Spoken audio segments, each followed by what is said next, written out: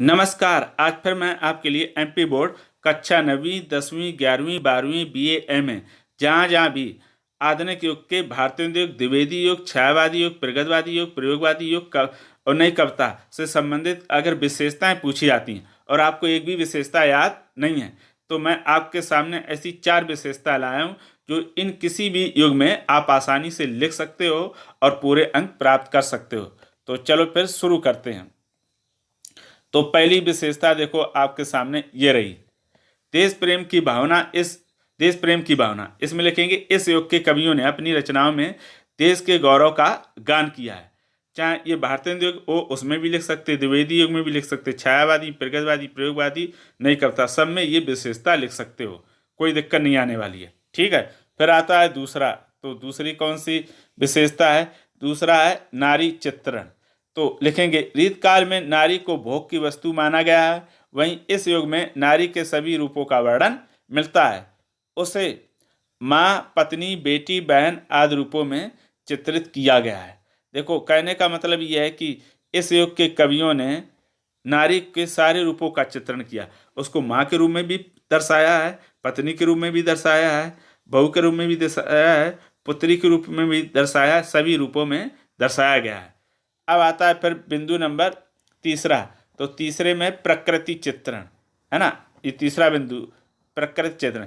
इस काल के कवियों ने अपनी कविताओं में प्रकृति के सुंदर चित्रण प्रस्तुत किया, यानी चित्र प्रस्तुत किए। यहाँ पर चित्रण मत करो, चित्र, सुंदर चित्र प्रस्तुत किए। तो देखो भारतीय युग, द्विवेदी युग, छायावादी, प्रगतिवादी, प्रयोगवादी, नई कविता, सभी युग के कवियों ने देखो नेचर क्या है, सभी को आकर्षित करता और ये सभी युगों में रहा।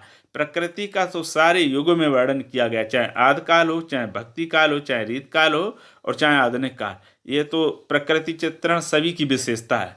जब अगर विशेषता पूछी जाए किसी की एक तो ये सब में चल जाएगी।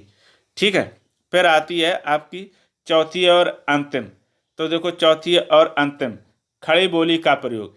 इस युग के सभी कवियों ने खड़ी बोली का प्रयोग किया। उनकी भाषा सरल और मधुर है। तो ये आधुनिक, देखो ये जो विशेषता मैंने 4 बताई ये सिर्फ आधुनिक युग के लिए है। आधुनिक युग में भारतीय युग, द्विवेदी युग, छायावादी, प्रगतिवादी, प्रयोगवादी ने इनमें से किसी में की भी विशेषता पूछी जाए तो वहां पर ये चारों विशेषताएं लिख सकते हो जब आपको कोई विशेषता याद नहीं। इसीलिए इन चारों को पहले से क्या करके रखो, याद रखो। ठीक है, और कोई भी पूछी जाए ये लिख कर आओ, पूरे में पूरे अंक मिलेंगे। तो बहुत अच्छी ट्रिक है, आपको 4 याद कर लो और किसी में भी लिख कर आओ, ये नंबर पाने के लिए तो बहुत ही अच्छी हैं।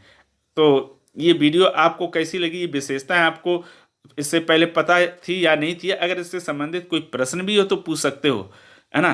तो फिर इसी तरह की वीडियो देखने के लिए आप हमारे चैनल को सब्सक्राइब कर लीजिएगा और जिसको लगे कि इसका जिन जिन छात्रों को लाभ मिल सकता है उन्हें शेयर भी कर सकते हो। तो फिर इसी आशा के साथ मैं आपको धन्यवाद कहता हूँ। आप हमेशा सुखी और स्वस्थ रहें।